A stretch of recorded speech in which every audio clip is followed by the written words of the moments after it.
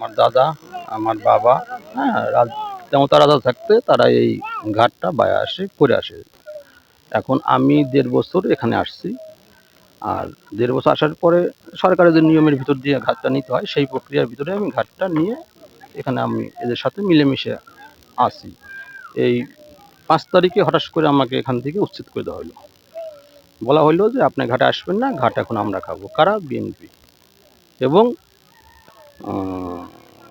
এইটাই। তারপর আপনার বড় ভাইরা আছে যারা এলাকার আশেপাশে, তারা এটা সমন্বয় করে, তারা সমন্বয় রাখেনি তারা।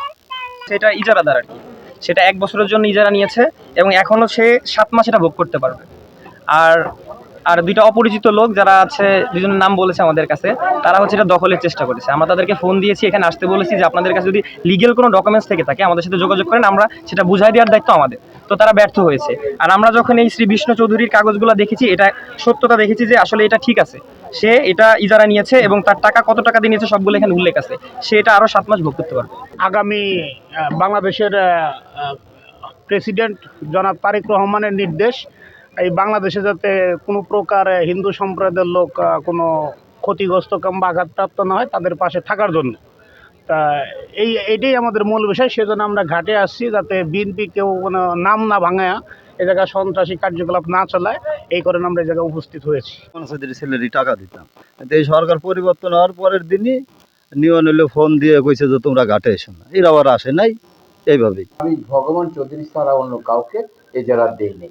আর কখনো আমি চিন্তাও করি না। ডিজি স্যারের কাছে গেছে অনেক লোক এই ঘাট আনার জন্য, ইউনুস স্যারের কাছে গেছে ঘাট আনার জন্য।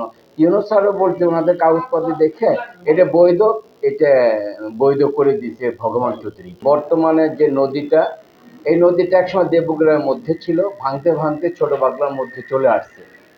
চলে আসলে পরে তা এখানে আমাদের ভগবান চৌধুরী উনি 1948 সনে উনি এই ঘাটটা মানে উনি মানে জীবিকা নিবারণ করে, ঘাট পার করে, মানুষ পার করে, দীর্ঘদিনের কথা। তা আমি যখন চেয়ারম্যান হচ্ছি, তখন ভগবান চৌধুরী একদিনকে আমার কাছে এসে বলেন যে, চেয়ারম্যান সাহেব, আমি তো দীর্ঘদিন যাবৎ এই ঘাটটা আমি ইয়া করে খাই, তা আপনি আমার জীবিকা আপনি অন্য কাউকে দিয়েন না। তখন আমি বললাম, অবশ্যই আপনি পাবেন।